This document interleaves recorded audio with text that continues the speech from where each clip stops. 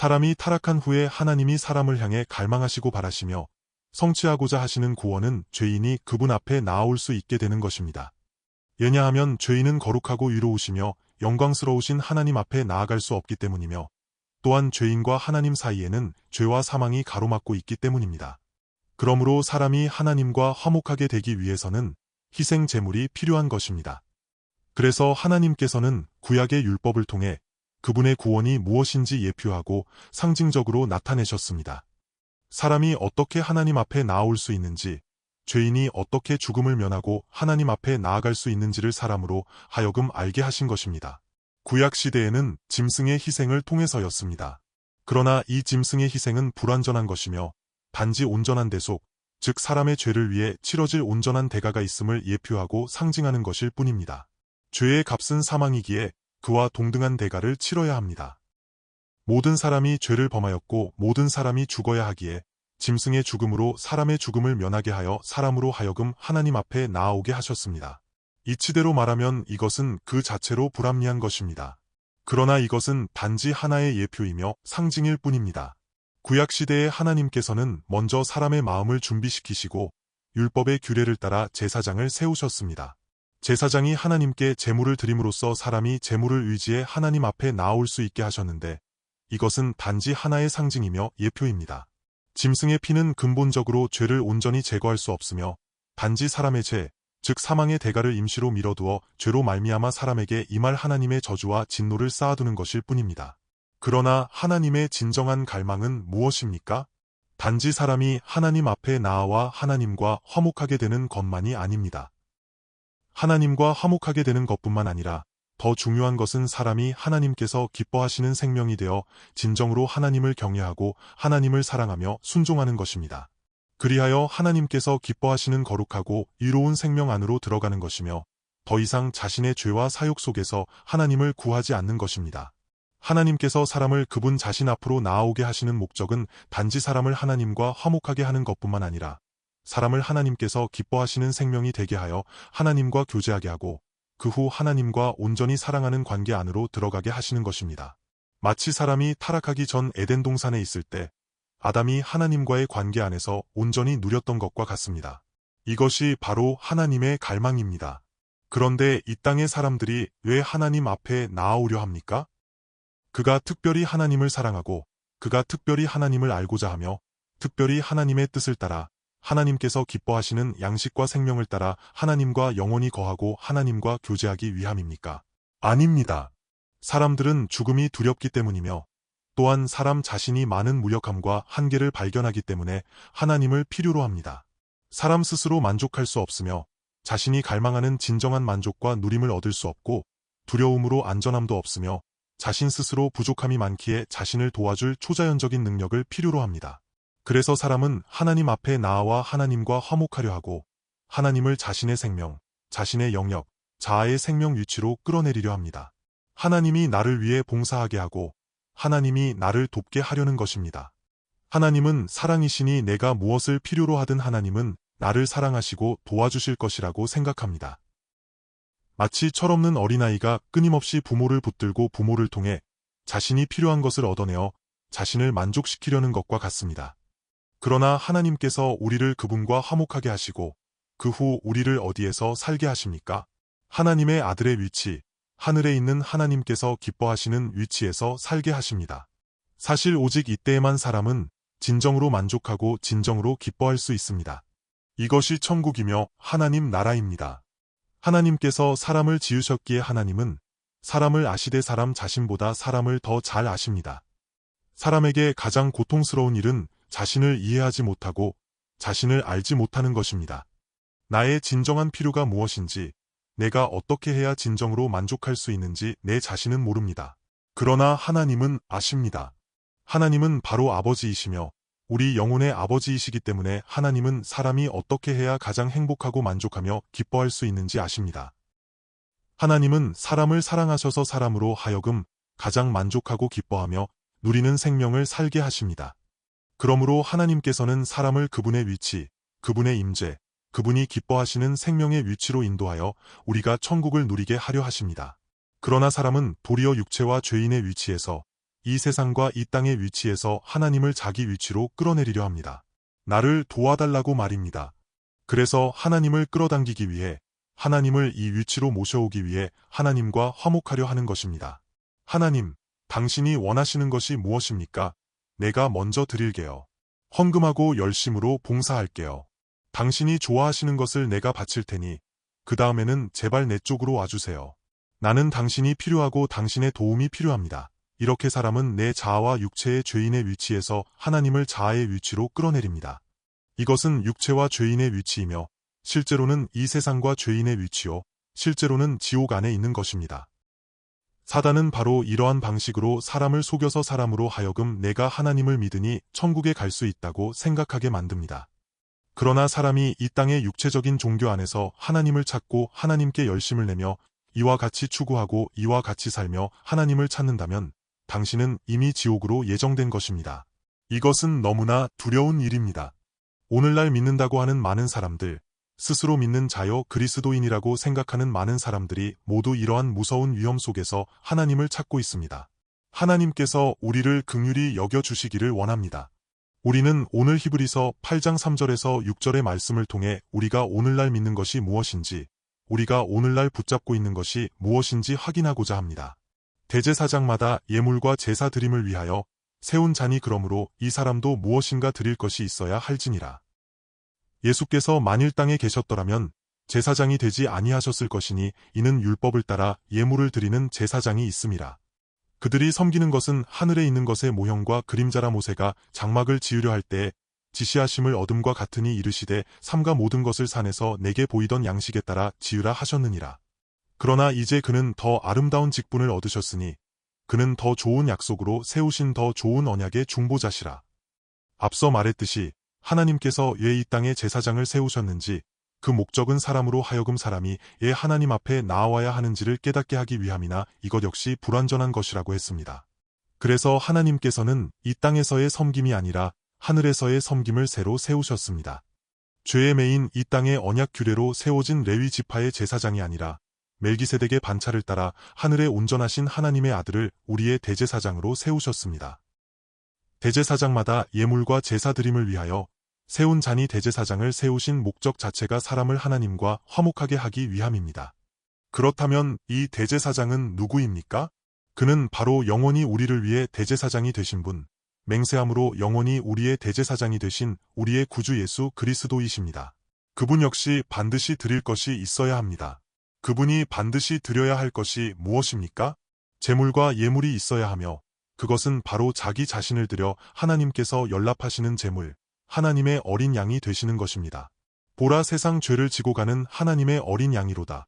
그분은 우리의 모든 죄를 위해 자신을 드리셨으며 바로 이와 같이 드림이 된 것입니다. 예수께서 만일 땅에 계셨더라면, 만일 그분이 땅에서 계속 이와 같이 제사를 드려야 했다면 제사장이 되지 아니하셨을 것이니 이는 율법을 따라 예물을 드리는 제사장이 있음이라. 땅에는 이미 율법을 따라 예물을 드리는 제사장들이 세워져 있습니다.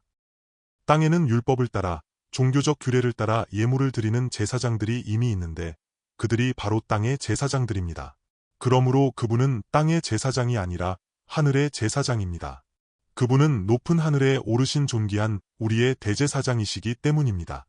그래서 그들이 섬기는 것을 보면 이 땅의 제사장들을 언급할 때마다 끊임없이 그들이라고 말합니다.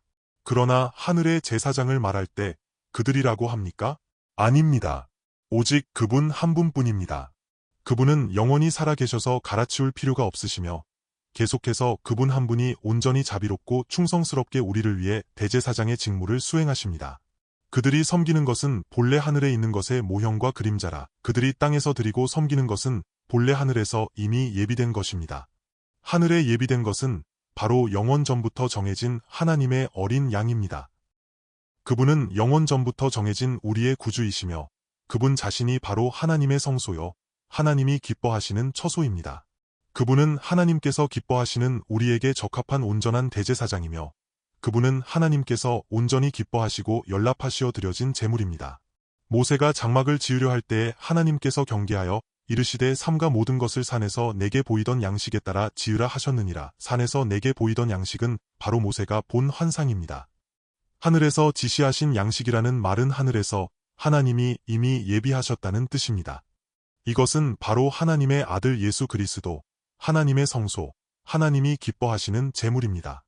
또한 하나님이 연락하시고 하나님이 기뻐하시며 자신을 들여 우리의 충성되고 자비로운 대제사장이 되기로 맹세하신 분입니다.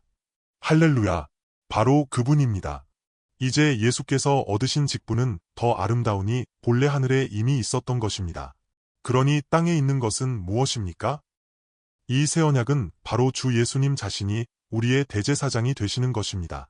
겉보기에는 마치 구약 이후에 나중에 온 것 같지만 그렇지 않습니다. 사실은 원래 하늘에 있었던 것입니다. 원래 그분이 우리를 위해 예비하고 정하신 것입니다. 그분은 영원 전에, 사람이 타락하기 전에 이미 사람의 타락을 보셨습니다. 하나님께서는 이러한 그분의 온전한 계획을 예비하셨고, 하늘에는 이미 우리를 구원하실 그분의 온전한 계획과 우리를 구원하실 온전한 예비하심이 있었습니다. 그리고 산에서의 형상과 그림자를 따라 모세가 산에서 지시하신 양식대로 지은 것입니다. 말하자면 제사장 제도입니다. 제사장이 어떤 예복을 입고 어떤 섬김을 하며 어떤 제물을 드려야 하는지, 장막을 어떻게 지어야 하는지가 모두 그분에 관한 것입니다. 이제 예수께서 얻으신 직분은 더 아름다우니 구약을 통해 사람이 깨닫고 받아들이게 하셨습니다. 그러나 이것 또한 불완전합니다. 그러므로 이것은 예표이며 상징이고 단지 그림자일 뿐입니다. 실체가 오기 전에 먼저 그림자가 와서 사람의 마음을 예비하고 사람이 받아들일 수 있게 하는 것입니다. 그림자가 와서 먼저 예비가 된 후에 실체가 오신 것입니다. 그러므로 예수께서 얻으신 직분은 더 아름답습니다. 그분의 직분은 영원히 우리의 대제사장이 되어 하늘 성소에서 사람을 섬기며 하나님 보좌 우편에 계시는 것입니다. 사람의 손으로 예비한 것이 아니라 참으로 하나님께서 친히 지으시고 하나님께서 친히 예비하신 집, 바로 그분 자신이며 아버지의 집입니다. 거기서 섬기시는 그분의 온전한 대제사장의 직분은 더 아름답습니다. 땅의 제사장은 전전긍긍하며 반복해서 제사를 드렸지만 사람도 안심하지 못했고 하나님도 만족하지 못하셨습니다. 그분께서 더 좋은 언약의 중보자가 되심과 같이 이것은 구약처럼 제한적이지 않습니다. 그러므로 더 좋은 언약, 즉 새 언약을 그분이 보증하십니다. 지난번에도 말했듯이 구약은 쌍방을 위해 세운 언약입니다. 내가 너를 위해 무엇을 제공할 테니 너는 나에게 어떻게 보답하고 어떻게 돈이나 다른 것을 지불하라는 식의 쌍방 언약입니다. 구약에서 하나님은 내가 나를 사랑하고 순종하면 내가 너를 영원히 사랑하리라고 말씀하셨습니다. 그러나 사람은 스스로 하나님께 온전히 순종하고 하나님을 사랑할 방법이 없습니다. 그래서 구약에서 내가 왔다라고 하십니다. 하나님이 그 아들 예수 그리스도를 보내셨습니다. 하나님이 세상을 이처럼 사랑하사 독생자를 주셨으니 이는 그를 믿는 자마다 멸망하지 않고 영생을 얻게 하려 하심이라. 내가 아버지의 뜻을 행하러 왔나이다. 하나님의 아들이 오셨습니다. 사람은 하지 못했고 실패했으며 절망했고 아무런 소망이 없었습니다. 그래서 하나님이 그 아들 예수 그리스도를 보내셨고 주 예수님이 오셨습니다. 내가 왔으니 너는 비켜라. 내가 어떻게 하는지 보아라. 내가 어떻게 아버지를 사랑하고 어떻게 그분께 순종하며 어떻게 그분을 알고 어떻게 그분의 마음과 뜻을 따라 사는지 보아라 하시며 하나님이 기뻐하시는 모든 것을 온전히 성취하고 하나님의 뜻을 온전히 따르는 것입니다. 율법이 요구하는 것을 그분이 다 행하셨습니다. 그분은 우리의 구주가 되셨습니다. 그분이 우리 안에 계셔서 내가 영원히 너를 떠나지 아니하리라고 하십니다. 어떻게 떠나지 않습니까? 너희에게 나를 경외하는 마음을 두어 즉 내가 나를 경외하게 하고 순종하게 하며 사랑하게 함으로써 내가 영원히 너를 떠나지 않겠다는 것입니다. 그분이 보증하십니다. 하나님이 나를 사랑하셔서 그 아들의 생명을 내게 주셨고 그분이 내 안에 오셔서 나의 생명이 되시어 하늘 아버지의 마음과 뜻을 따라 사시는 것입니다. 이것이 새 언약입니다. 이 새 언약, 이것이 바로 더 좋은 언약이며 그분은 이와 같은 더 좋은 언약의 중보자로 성취하셨습니다. 그분은 이미 이와 같이 성취하셨고 성령을 통해 내 안에서 계속 확인시켜 주시며 구체적으로 기억나게 하시고 생각나게 하시며 깨닫게 하시고 받아들이게 하시어 하나님과 온전한 관계 안에서 살게 하십니다. 마치 하나님의 아들이 이 땅에 계실 때 하늘의 아버지와 맺으셨던 그 아름다운 관계와 같습니다. 이 언약은 더 좋은 약속으로 세우신 것입니다. 새 언약에 따르면 그것은 그분의 약속이며 그분이 성취하시는 것입니다. 그러나 사람의 관점, 사람의 육체의 위치에서는 구약의 도리가 더 맞게 느껴집니다. 이 땅에서 사람의 도리는 당신이 나에게 잘해주면 나도 당신에게 응답해야 한다는 것입니다. 쌍방이 함께 노력해야 하며 내 자신이 조금도 없어서는 안 된다는 것입니다. 당신도 해야 하지만 나도 해야 한다는 식입니다. 그래서 갈라디아서는 하나님만 하시는 것이 아니라 나도 한다고 말하는 자들에 대해 기록합니다. 우리가 그분을 믿으면서도 율법을 지켜야 하고 할례를 받아야 하며 온갖 것들을 해야 한다고 합니다. 이것 자체가 하나님을 밀쳐내는 것입니다. 율법을 통해 구약의 경험을 통해 사람은 이미 완전히 폭로되었습니다. 당신은 스스로 아무런 방법이 없습니다. 당신은 아무런 대책이 없는데 스스로 하겠다고 하는 것, 이것 자체가 하나님을 밀쳐내는 것입니다. 내가 하겠다는 것입니다. 내가 하겠다는 말은 내가 아직 괜찮다는 뜻입니다. 그러면 교만해집니다. 이것이 오늘날 교회와 기독교 안에 범람하는 가장 무서운 기만입니다. 이것은 오해이며 사단의 거짓말입니다. 이 말씀을 우리가 구체적으로 어떻게 붙잡고 어떻게 적용해야 합니까? 오늘 그분이 우리에게 말씀하신 이 보배로운 약속과 응답에 우리가 어떻게 반응하고 어떻게 적용해야 합니까? 앞서 말했듯이 그분의 갈망이 무엇입니까? 단지 우리와 화목하게 되는 것뿐만 아니라 우리가 온전히 그분이 기뻐하시는 생명을 따라 하나님과 온전한 사랑 안에서 교제하며 하늘의 생명을 살게 하는 것입니다. 로마서 5장 10절에 곧 우리가 원수 되었을 때 그의 아들의 죽으심으로 말미암아 하나님과 화목하게 되었은즉 화목하게 된 자로서는 더욱 그의 살아나심으로 말미암아 구원을 받을 것이니라고 하였습니다. 하나님과 화목하게 된 목적이 무엇입니까? 우리가 원수 되었을 때 하나님의 아들의 죽으심으로 하나님과 화목하게 되었습니다. 하나님의 아들이 직접 제물을 드리셨습니다. 그러므로 이 대제사장도 무엇인가 드릴 것이 있어야 할지니라. 즉 그분이 자신을 드리셨기에 우리는 하나님과 이미 화목하게 되었습니다.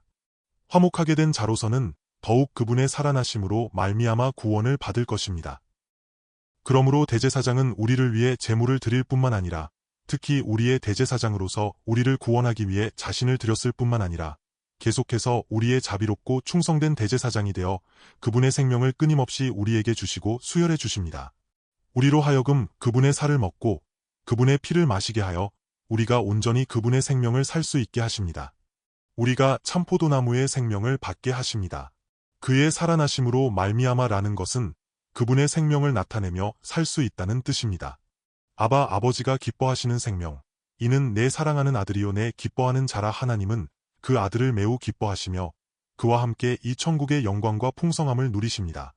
우리가 이 땅에서 어떻게 하나님이 기뻐하시는 하늘 하나님의 아들의 생명을 나타내며 살 수 있습니까? 그래서 하나님이 이와 같이 택하셨습니다. 비록 우리가 땅에 있으나 오직 너희는 택하신 족속이요 왕같은 제사장들이요 거룩한 나라라. 거룩한 나라, 홀리 네이션, 거룩한 나라인 당신 자신은 거룩합니다. 당신이 하늘의 하나님의 보배로운 거룩함과 이로우심인 하나님의 아들의 생명을 이어받았기 때문입니다. 하나님의 소유가 된 백성으로서 이 땅과 이 세상에 속하지 않았습니다. 하나님의 소유가 된 그분의 자녀, 그분의 백성으로서 너희를 어두운 데서 불러내어 그의 기이한 빛에 들어가게 하신 이의 아름다운 덕을 선포하게 하려 하심이라. 우리는 이 땅에서 왕과 같은 제사장입니다. 우리는 이 땅에서 구약의 그 제사장들과 같지 않습니다. 우리는 이 땅에서 모세에게 말씀하신 것과 같습니다. 모세가 장막을 지으려 할 때에 지시하심을 어둠과 같으니 이르시되 삼가 모든 것을 산에서 내게 보이던 양식에 따라 지으라 하셨느니라. 우리는 오늘 어떻게 왕같은 제사장으로 삽니까? 우리가 어떻게 지시하신 양식에 따라 모든 기구들을 나타냅니까? 말하자면 나 자신이 바로 하나님의 성소입니다. 그래서 우리는 이 땅에서 왕같은 제사장이며 우리에게는 하늘에 이미 승천하신 존귀한 영원한 대제사장이 계십니다. 이러한 생명과 직분을 우리는 성령을 통해 이 땅에서 왕같은 제사장이 되어 누립니다. 할렐루야! 그러므로 이것 자체가 그분의 성소이며 곧 모든 기구를 만들 때 산에서 모세에게 보이던 양식에 따라 만드는 것입니다. 이것은 하나님의 아들이 하늘에서 성령을 통해 하나님의 아들의 생명을 우리 몸에 나타내시는 것입니다. 이것이 우리가 매일 하나님의 아들을 영접하고 매일 산에서 지시하신 이 양식을 우리 몸에 나타내는 것입니다. 그리스도의 거룩함, 그분의 애, 그분의 겸손과 순종, 그분의 생명이 우리 몸에 나타나는 것입니다. 우리는 하나님이 기뻐하시는 그분의 거처, 그분의 성소가 되며 또한 우리 자신은 하나님이 기뻐하시는 드려진 제물입니다. 그러므로 형제들아 내가 하나님의 모든 자비하심으로 너희를 권하노니 너희 몸을 하나님이 기뻐하시는 거룩한 산 제물로 드리라. 이는 너희가 드릴 영적 예배니라. 그러므로 우리가 확인해야 할 것은 우리 자신의 몸을 산 제물로 드리는 것입니다. 주 예수님도 자신을 드리셨습니다. 구약의 제사장도 매일 백성을 위해 제사를 드렸습니다. 그러나 그들의 제사는 불완전했고 하나님도 기뻐하지 않으셨습니다. 우리는 오늘 우리의 구주를 통해 영원히 우리의 대제사장이 되시고 계속해서 더 좋은 언약의 중보자가 되시는 우리 주 예수님을 통해 그분을 힘입어 우리 자신을 산 제물로 삼아 우리 몸을 산 제물로 드립니다. 구약시대에 소나 양을 끌어다 놓으면 그것은 원치 않았고 자기가 왜 죽는지도 몰랐으며 분변 냄새가 나고 그 짐승을 잡을 때 짐승도 가련하며 달가워하지 않았기에 하나님도 기뻐하지 않으셨습니다. 하나님은 그런 것을 원치 않으십니다. 그분은 하나님이 기뻐하시는 것을 원하십니다. 우리의 몸과 우리의 모든 것을 드려 산제물이 되게 하십시오. 내가 그분의 성소이기 때문입니다. 내가 바로 그분이 기뻐하시는 제물입니다. 몸을 들여 산제물이 되게 하되 죽은 것이 아닙니다. 내가 이미 그리스도와 함께 십자가에 못 박혀 죽었으니 이제 사는 것은 나의 옛적이고 추한 생명이 아니며 내가 매일 드려지는 산제물입니다. 이것은 나의 옛 생명을 끊임없이 버리고 끊임없이 죽는 것입니다. 성령을 통해 나타나는 하나님의 아들의 생명이 내 몸에서 끊임없이 나타나는 것입니다. 이렇게 드리는 것이 하나님 아버지가 기뻐하시는 것입니다. 우리가 이렇게 그분을 섬기는 것이 하나님이 기뻐하시는 것이며 이는 마땅하고 당연한 일입니다. 왜냐하면 그분은 우리 같은 죄인을 사랑하셔서 우리가 아직 원수 되었을 때 우리를 위해 죽으셨습니다. 나는 본래 벌레보다 못한 죄인입니다. 그러나 그분, 하늘의 하나님, 하늘의 보배로운 하나님의 아들이 나를 위해 이 땅에 오셔서 나를 위해 죽으셨습니다. 나는 그분을 사랑하며 그분과 함께 영원히 하나님이 기뻐하시는 생명을 삽니다. 이를 위해 나 자신을 끊임없이 드리고 나 자신을 버리는 것입니다. 이것이 마땅한 일이며 이래야만 하나님이 기뻐하시는 하나님 섬김과 사람 섬김이 될 수 있습니다. 그래야만 이 땅에서 왕같은 제사장이 될 수 있습니다. 우리를 어두운 데서 불러내어 기이한 빛에 들어가게 하신 이의 아름다운 덕을 계속해서 선포하는 것입니다. 이것이 하나님 나라의 진정한 증거이며 하나님의 아들의 증거가 우리 몸에 나타나는 것입니다. 이것이 하나님이 원하시는 것이며 이것이 우리가 이 땅에서 하나님의 나라를 상속받는 것입니다. 보배로운 하나님의 아들의 생명을 상속받아 이 땅에서 이 세상을 이기는 하늘 영광의 생명의 증거가 우리 몸에 나타나는 것입니다. 이것이 아버지가 그 아들을 통해 우리를 구원하신 목적입니다. 우리는 이러한 구원을 확인해야 하며 하나님이 기뻐하시는 생명을 갈망해야 합니다. 이러한 구원이 우리 몸에 온전히 실현되고 성취되어야 합니다. 주께서 십자가 위에서 우편 강도에게 말씀하셨습니다. 오늘 내가 나와 함께 낙원에 있으리라. 내가 그와 함께 죽고 내가 오늘 즉시 그분의 나라에 들어갑니다. 할렐루야! 이것이 우리가 세상을 이기고 아버지를 영화롭게 하는 길입니다. 우리 또한 진정으로 참된 기쁨과 참된 만족을 누리며 천국 영광의 생명을 살 수 있는 유일한 비결입니다. 이것이 참된 구원의 확인입니다. 우리가 이와 같이 구원을 받았습니까? 우리는 확인해야 하며 기도해야 합니다. 함께 기도합시다.